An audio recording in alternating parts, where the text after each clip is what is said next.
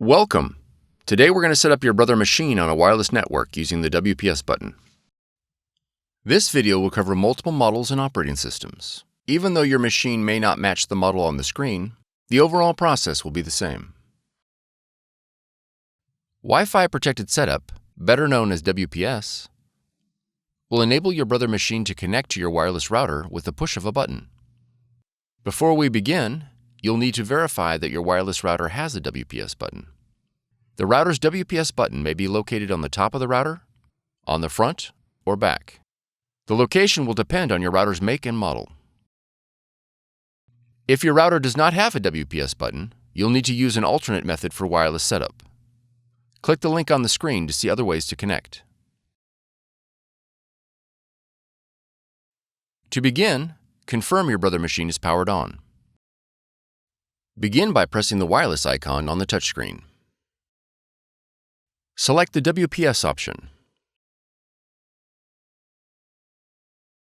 When prompted to switch network interface to wireless, press Yes.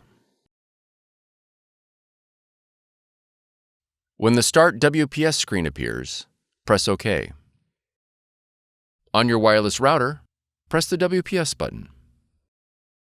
Your Brother machine and the wireless router will now begin the connection process. It may take a minute for the process to complete. If your machine connected successfully, the Connection Successful message will appear.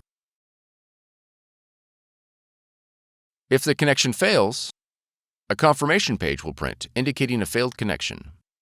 You'll need to reboot the power to your router and the Brother machine and try again.